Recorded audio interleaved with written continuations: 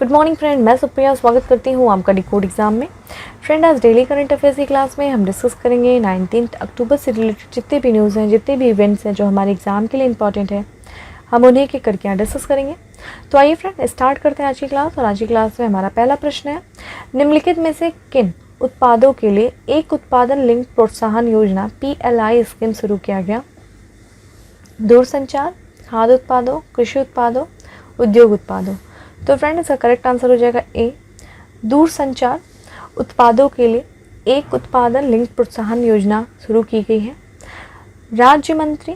राज्य संचार मंत्री देव सिंह चौहान ने दूरसंचार और नेटवर्किंग उत्पादों के लिए एक उत्पादन लिंक प्रोत्साहन योजना PIL स्कीम शुरू किया है। ठीक है, ध्यान रखिएगा, दूरसंचार और नेटवर्किंग उत्पादों के लिए उत्पादन पर आधारित प्रोत्साहन योजना के तहत अगले 4.5 वर्षों में 3,345 करोड़ रुपए निवेश वाले 31 प्रस्तावों को मंजूरी दी गई है। ठीक है, इसमें देखा जाए तो यह योजना दूरसंचार और नेटवर्किंग उत्पादों के आयात के लिए अन्य देशों पर भारत की निर्भरता को कम करने में मदद करेगी। तो ध्यान रखिएगा, जो दूरसंचार और नेटवर्किंग उत्पादों के लिए जो हम आयात करते थे दूसरे देशों में, उसको ध्यान में रखते हुए कि हमारी आयात जो है, जो हम दूसरे देशों पर निर्भर रहते हैं, उसको कम किया जा सके।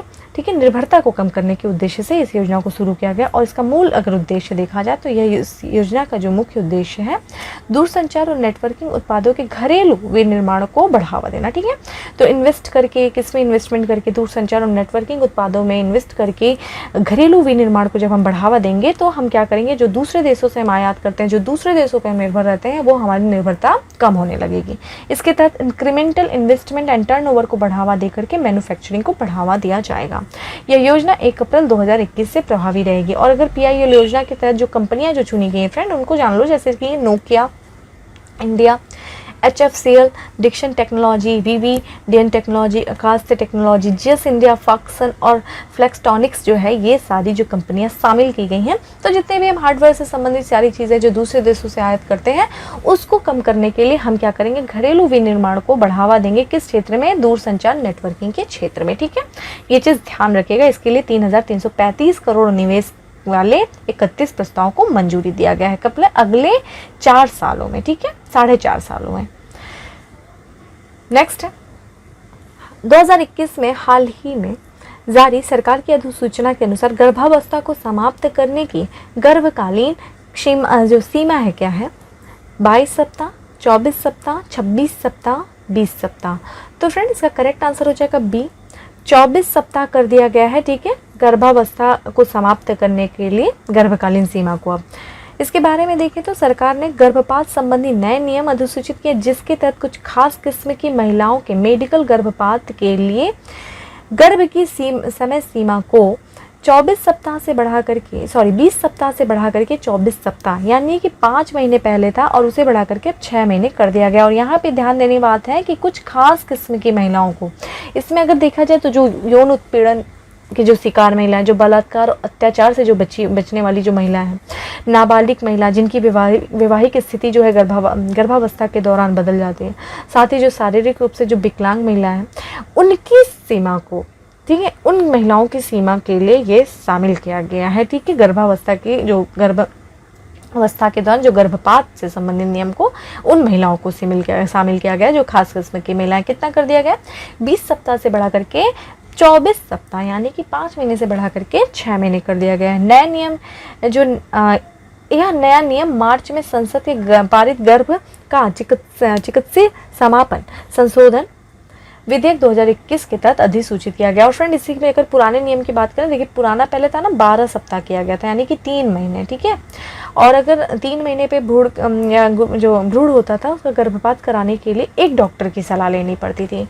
और अगर 12 महीने है से अगर 24 सप्ताह है, ठीक है, यानी कि मतलब 3 महीने से लेकर के जो 5 महीने तक का जो गर्भ के मेडिकल समापन के लिए 2 डॉक्टरों की सलाह लेनी पड़ती थी। ये ऐसा पहले था। अब क्या है, 24 सप्ताह कर दिया गया है। कुछ खास किस्म की महिलाओं के लिए 6 महीने के भी अंतराल पे वो गर्भपात करा सकते हैं। ऐसे किस संस्था के द्वारा the state of cities climate finance नामक शीर्षक से एक रिपोर्ट जारी की गई? ठीक है, the state of cities climate finance से WTO, ADB, world bank, UNEP.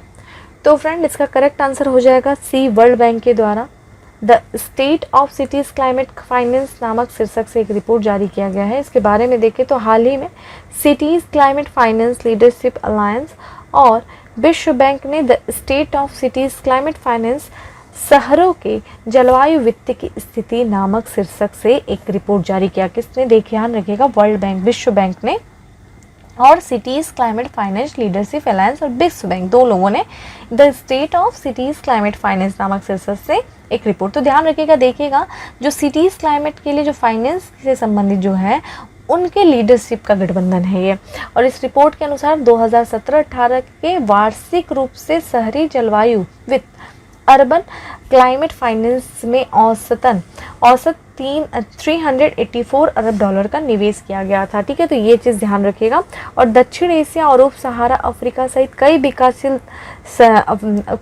अर्थव्यवस्था में शहरी जलवायु वित्त की अत्यधिक अपर्याप्त मात्रा का निवेश किया गया था। ठीक है, काफ़ी ज़्यादा जहाँ पे जो दक्षिण एशिया है, उप सहारा अफ्रीका सहित जो कई विकासशील अर्थव्यवस्थाओं में शहरी जलवायु वित्त की अत्यधिक अपर्याप्त मात्रा का जो है निवेश किया गया था।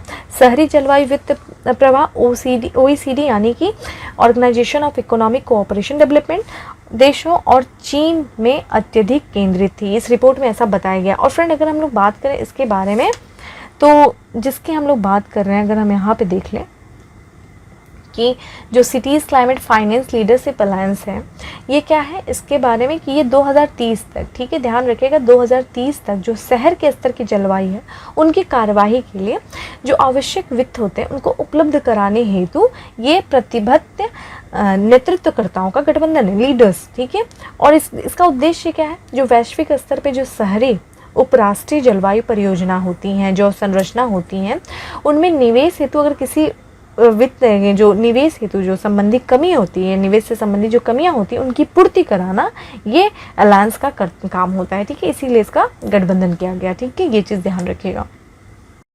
चलिए नेक्स्ट चलते हैं कि निम्नलिखित में से किस मंत्रालय के द्वारा निपुण भारत कार्यक्रम आरंभ किया गया। महिला एवं बाल विकास मंत्रालय, सड़क परिवहन मंत्रालय, अल्पसंख्यक मंत्रालय, शिक्षा मंत्रालय। तो फ्रेंड इसका करेक्ट आंसर हो जाएगा डी, शिक्षा मंत्रालय के द्वारा निपुण भारत कार्यक्रम आरंभ किया गया। इसके बारे में देखें तो हाल ही में शिक्षा मंत्रालय द्वारा समझ के साथ पढ़ने तथा संख्या गणन में निपुणता के लिए राष्ट्रीय पहल निपुण national initiative for proficiency in reading and understanding and numeracy, ठीक है, निपुण भारत का ये फुल फॉर्म है। किसके द्वारा शुरू किया गया, शिक्षा मंत्रालय के द्वारा। आपको ये फुल फॉर्म पता होना चाहिए, डायरेक्ट ये निपुण दे सकता है, निपुण भारत, और आपसे बीच में ही पूछ सकता है कि आप पी का मतलब क्या है, यू का मतलब क्या है। तो ध्यान रखिएगा, national initiative for proficiency in reading and understanding and numeracy, ठीक है, ये इसका फुल फॉर्म है। इसके बारे में देखें तो लक्ष्य क्या है इस मिशन का, इस मिशन का लक्ष्य मूलभूत साक्षरता और सांख्य गणना का सार्वभौमिक अधिग्रहण सुनिश्चित करना, ताकि शैक्षणिक सत्र 2026-27 तक प्रत्येक बालक कक्षा 3 के अंत और कक्षा 5 से पूर्व पढ़ने लिखने व अंक गणित में वांछित सीखने की क्षमता प्राप्त कर सके। ध्यान रखिएगा, शैक्षणिक सत्र क्या 26-27 रखा गया, जो कक्षा 3 के अंत और कक्षा 5 से पूर्व के जो बच्चे हैं उनमें पढ़ने लिखने और अंक गणित में वांछित सीखने की क्षमता जो है वो प्राप्त कर सके। ये निपुण का अब जो है लक्ष्य है। इस प्रयोजन का उद्देश्य देखा जाए प्री स्कूल से कक्षा 3 तक 3 से 9 वर्ष के आयु वर्ग के बालकों की सीखने की आवश्यकता को पूरा करना, ठीक है, प्री स्कूल से लेकर के क्लास 3 तक, ठीक है, कितनी उम्र, 3 से लेकर के 9 वर्ष की उम्र तक जो बालक है उनको सीखने की आवश्यकता को पूरा करना निपुण भारत का ये लक्ष्य है। ठीक है, ये चीज़ ध्यान रखिएगा। इसमें देखा जाए नेक्स्ट प्रश्न है कि भारत ने डाई अमोनिया फास्फेट उर्वरक आपूर्ति के लिए किस देश के साथ समझौता ज्ञापन पर हस्ताक्षर किया। रूस, America, Britain, Australia. Correct answer is a, रूस के साथ भारत ने डाई अमोनिया फास्फेट उर्वरक आपूर्ति के लिए समझौता किया है। और उसके बारे में देखें तो भारत ने डाई अमोनिया फास्फेट उर्वरक आपूर्ति के लिए रूस के साथ एक दीर्घकालिक समझौता ज्ञापन मेमोरेंडम ऑफ अंडरस्टैंडिंग पर हस्ताक्षर किया है। ठीक है, रूस के साथ किया है, जो कि अगर हम बात करें कि डाई अमोनियम फास्फेट की फ्रेंड बात करें तो ये खेती के लिए अति महत्वपूर्ण रासायनिक खाद है और इसमें जो है ये काफ़ी भारी तादाद में देखा जाए तो भारत जो है वो दूसरे देशों से क्या करता है, आयात करता है। क्योंकि अगर इसकी फ्रेंड अगर बात करें भारत में इसका निर्माण या निर्मित कितनी होती है, ये कुल उत्पादन का मात्र 20% भारत में निर्मित होती है। बाकी शेष जो है ना वो 80% जो है वो भारत दूसरे देशों पे निर्भर रहता है इसके लिए, ठीक है। तो दूसरे देशों से निर्भर रहता है जिसमें चीन विशेषकर है, चीन पे काफ़ी ज़्यादा निर्भरता है डाई अमोनियम फास्फेट के लिए। और यहाँ देख रहे हैं कि ये खेती के लिए भी अति महत्वपूर्ण रासायनिक खाद है। इस समझौते के पीछे उद्देश्य क्या है, डीएपी यानी कि डाई अमोनियम फास्फेट की कीमतों को स्थिर करना और जॉर्डन, मोरक्को और चीन जैसे देशों पर निर्भरता कम करना। चूँकि आप दूसरे देशों पर निर्भर हैं, चीन खासकर चीन के बारे में कहा जाता था, इसने भी काफ़ी ज़्यादा बढ़ा दिया था इसका रेट। और जब आप वो रेट बढ़ाएगा तो आप आयात भी महंगा करोगे, जब आप आयात महंगा करोगे तो इस पर किसानों के उत्पादन पे प्रतिकूल प्रभाव पड़ेगा। तो इस चीज़ को ध्यान में रखते हुए भारत जो है रूस के साथ इसके लिए हस्ताक्षर किया है। और यूरिया के बाद देखा जाए तो डीएपी यानी कि डाई अमोनियम फास्फेट देश के सबसे अधिक इस्तेमाल किए जाने वाला उर्वरक है, ध्यान रखिएगा उर्वरक, ठीक है। हाल ही में किस संस्था ने 5 भाषाओं में मुद्रा टूल बॉक्स जारी किया है? नीति आयोग, ICMR, RBI, वित्त आयोग। करेक्ट आंसर इज बी यानी कि Indian council of medical research ने 5 भाषाओं में मुद्रा टूल बॉक्स जो है वो जारी किया है। और इसके बारे में देखें तो Indian council of medical research ने बहुभाषी डिमेंशिया रिसर्च एंड असेसमेंट मुद्रा टूल बॉक्स को 5 भारतीय भाषाओं कौन कौन से, हिंदी, बंगाली, तेलुगु, कन्नड़ और मलयालम में जारी किया, ठीक है, मुद्रा। तो ये ध्यान रखिएगा, बहुभाषी डिमेंशिया रिसर्च एंड असेसमेंट मुद्रा टूल बॉक्स किसने जारी किया है? Indian council of medical research ने। मुद्रा टूल बॉक्स क्या है भाई? तो मुद्रा टूल बॉक्स में संज्ञान के विभिन्न डोमेन जैसे कि ध्यान और कार्यकारी कार्य, स्मृति, भाषा और नेत्र संबंधी कार्यों का आकलन करने के लिए विभिन्न संज्ञात्मक परीक्षण शामिल किया गया है, ठीक है, ये चीज़ ध्यान रखिएगा। और इसमें अगर हम नेक्स्ट बात करते हैं तो मुद्रा टूल बॉक्स जो है भारत के मनोभ्रंश और माइल्ड संज्ञात्मक हानि अनुसंधान और नैदानिक प्रथाओं को बदलने के लिए ICMR neuro cognitive tool box consortium द्वारा शुरू की गई एक पहल है, ठीक है। तो ध्यान रखिएगा ये सब किसके द्वारा शुरू किया है, मेनली आपको ध्यान रखना है एक तो ये भाषा कितनी भाषाओं में, ये भाषा कौन कौन से, हिंदी, बंगाली, तेलुगु, कन्नड़ और मलयालम, किसके द्वारा ये मुद्रा टूल बॉक्स जो है वो जारी किया गया, तो ICMR के द्वारा जारी किया गया, ठीक है। नेक्स्ट है कि भारत किस वर्ष तक शुद्ध शून्य उत्सर्जन हासिल करने के लिए सौर क्षमता बढ़ाकर के 5630 गीगावाट करेगा? 2050, 2040, 2070, 2060। करेक्ट आंसर इस सी 2070 तक करेगा अपनी सौर क्षमता को बढ़ा करके। कितना, क्या लक्ष्य है? शुद्ध शून्य उत्सर्जन हासिल करने के लिए जो अपनी सौर क्षमता को 2070 तक 5630 गीगावाट करने का लक्ष्य रखा है भारत ने। और इसके बारे में देखते हैं तो अक्टूबर 2021 में council on energy, environment and water, एक स्वतंत्र थिंक टैंक ने भारत के क्षेत्रीय ऊर्जा संक्रमण और जलवायु नीति के लिए एक शुद्ध शून्य लक्ष्य के निर्धारित रिपोर्ट जारी किया, ठीक है। किसके द्वारा किया गया? Council on research, environment and water, जो कि एक थिंक टैंक है, स्वतंत्र थिंक टैंक है, इसके द्वारा एक रिपोर्ट जारी की गई। रिपोर्ट का क्या नाम है? भारत के क्षेत्रीय ऊर्जा संक्रमण और जलवायु नीति के लिए एक शुद्ध शून्य लक्ष्य के निर्धारण, ठीक है। और इसी रिपोर्ट में बात किया गया था कि इस रिपोर्ट के अनुसार भारत 2070 तक शुद्ध शून्य उत्सर्जन हासिल करने के लिए सौर क्षमता बढ़ा करके 5630 गीगावाट करेगा। तो इस रिपोर्ट में बताया गया कि भारत जो है जो शुद्ध शून्य उत्सर्जन जो है उसको हासिल करने के लिए 5630 गीगावाट का की सौर क्षमता को बढ़ाएगा। कब तक? 2070 तक। 2070 में सौर ऊर्जा उत्पादन के लिए भारत की कुल भूमि की कितनी आवश्यकता होगी? 4.6 लगभग भूमि की आवश्यकता होगी, ठीक है। तब जाकर के इतना सौर उत्पादन के लिए 2070 में सौर उत्पादन के लिए लगभग 6.5 कह सकते हैं, सॉरी ये 4.5, ठीक है। इसमें जो है वो कुल उत्पादन, कुल भूमि की आवश्यकता होगी। और वर्तमान में देखा जाए तो भारत में 100 गीगावाट स्थापित अक्षय ऊर्जा रिन्यूएबल एनर्जी क्षमता 40 गीगावाट और है। और देखा जाए 2030 तक इसको कितना रखने की बात किया जा रहा है, प्राप्त करने का लक्ष्य है 450 गीगावाट रिन्यूएबल एनर्जी क्षमता प्राप्त करने का लक्ष्य रखा गया है। तो ये चीज़ ध्यान रखिएगा, ये पूछ सकता है कि वर्तमान में भारत का कितना अक्षय ऊर्जा क्षमता है, कितना और जो कि अगर हम बात करते हैं कि 2030 तक का जो लक्ष्य रखा है वो 450 गीगावाट रिन्यूएबल एनर्जी क्षमता प्राप्त करने का लक्ष्य जो है वो रखा गया है। निम्नलिखित में से किस संस्था के द्वारा फिजिकल मॉनिटर रिपोर्ट जारी किया गया है? Physical monitor report, world bank, NITI Aayog, UNCTAD, IMF। Correct answer is D, IMF के द्वारा फिजिकल मॉनिटर रिपोर्ट जो है वो जारी किया गया है। तो फिजिकल मॉनिटर रिपोर्ट अंतर्राष्ट्रीय मुद्रा कोष द्वारा जारी किया गया है, ध्यान रखिएगा। इस रिपोर्ट के अनुसार physical monitor strengthening the credibility of public finance शीर्षक से 2020 में वैश्विक ऋण 27 ट्रिलियन डॉलर जो कि 2019 से बढ़कर के 226 ट्रिलियन अमेरिकी डॉलर के नए उच्च स्तर पर पहुंच गया है। तो इस रिपोर्ट में बताया गया है, ठीक है, फिजिकल मॉनिटर में क्या बताया गया है कि जो रिपोर्ट में बताया गया है कि 2020 में जो वैश्विक ऋण 27 ट्रिलियन डॉलर बढ़कर 226 ट्रिलियन अमेरिकी डॉलर के नए स्तर पर पहुंच गया। ध्यान रखिएगा ये चीज़ को, ठीक है।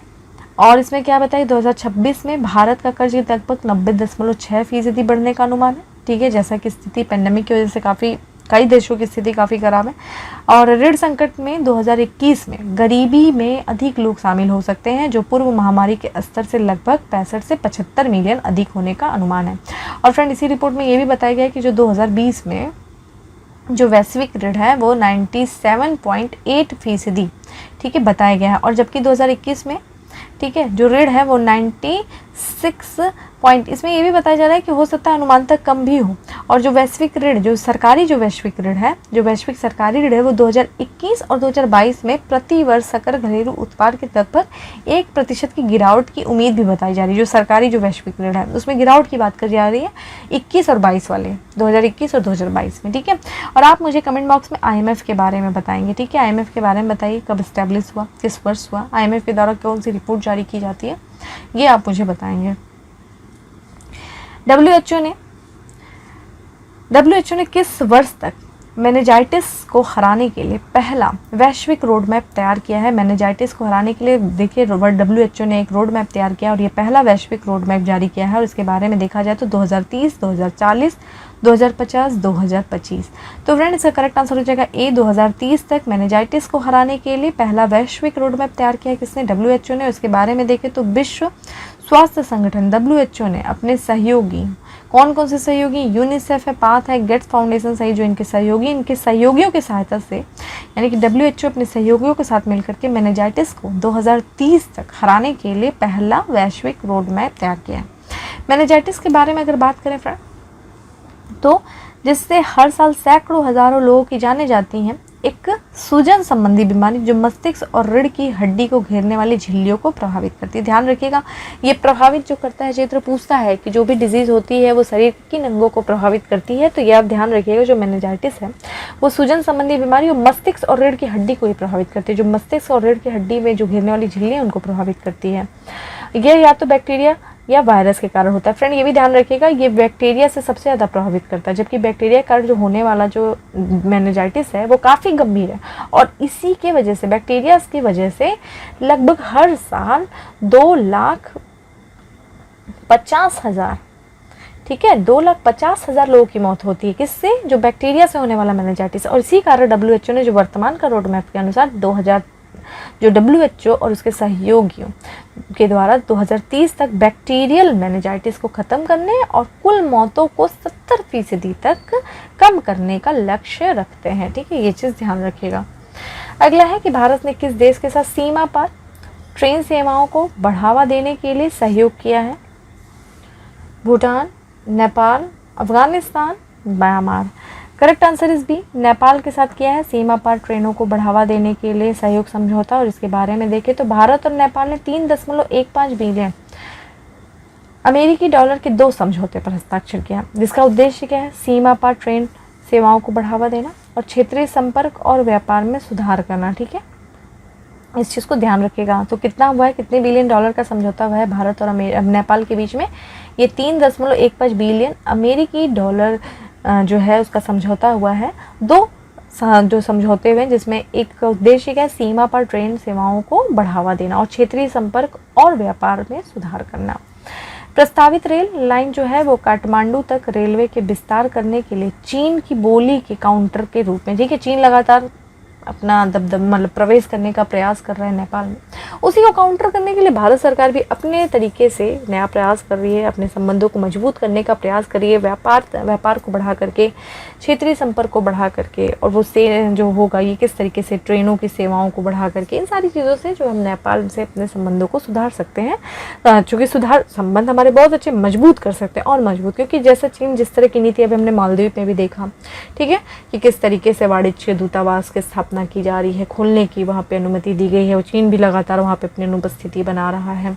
नेपाल में इसी तरह भूटान में भी प्रवेश करने का प्रयास कर रहे हैं। श्रीलंका की स्थिति तो आप जान ही रहे हैं किस तरीके से हम्बनटोटा बंदरगाह को लेकर के उसने पूरी तरीके से लीज पे लिया, किस तरीके से उसको श्रीलंका को आर्थिकी रूप से अपने कंट्रोल में किया, तो ये चीज़ ध्यान रखिए। रसकुअल, ठीक है, रक्सुअल और काठमांडू को जोड़ने के लिए कुल 136 यानी कि 136 से लेकर के 198 किलोमीटर रेल लाइन बिछाई जाएगी। जयनगर और कुर्था रेलवे लाइन का निर्माण भारत द्वारा वित्त पोषित किया गया था, ठीक है, ये चीज़ ध्यान रखिएगा। और यहाँ पे देखा जाए तो मैं जो भारत और नेपाल इन लोग का जो योजना है वो कम से कम भारत और नेपाल कम से कम 5 अलग अलग सीमा पार रेलवे लाइनों पर विचार कर रहे हैं, ठीक है, सीमा पार रेलवे लाइनों पर। तो फ्रेंड इस तरीके से था हमारे 10 क्वेश्चन। हम आपको ज़्यादा वर्क नहीं दे रहे क्योंकि अभी आपका एग्ज़ाम भी है। एग्ज़ाम के बाद हम थोड़ा सा आपको वर्क देंगे, और मुझे पूरा बताया जो लोग मुझे बहुत अच्छा आंसर करते हैं, फ्रेंड आंसर कर रहे हैं जो लोग, वो उनको ही फ़ायदा होगा। और मुझे पता है कि अगर आप उसको पढ़ रहे हो तो आपको हर एग्ज़ाम में वो आपको हेल्प करेगा। आंसर देने की कोशिश करिए फ्रेंड। अगर जितने लोग भी देखते हैं एक ही आंसर करो। अब तो फिलहाल मैंने आज एक ही क्वेश्चन पूछा है IMF के बारे में, आप मुझे IMF के बारे में बताइए, ठीक है। अब आ जाते हैं फैक्ट्स ऑफ द डे पे। फैक्ट्स ऑफ द डे में पहला फैक्ट है कि ग्लोबल हैंड वॉशिंग डे जो है, हाथों को धुलना, मनाया गया। कब मनाया गया? 15 अक्टूबर को मनाया गया। इस बार का विषय क्या था? हमारा भविष्य हाथ में है, चलो एक साथ आगे बढ़ते हैं, ठीक है। हमारा भविष्य हाथ में है, चलो एक साथ आगे बढ़ते हैं, ग्लोबल हैंड वॉशिंग डे की थीम थी, जो कि 15 अक्टूबर को सेलिब्रेट की गई। 8 अक्टूबर 2021 को समाप्त हुए सप्ताह के दौरान भारत का विदेश मुद्रा भंडार 2.039 अरब डॉलर के साथ पहुंच गया। कहाँ पे?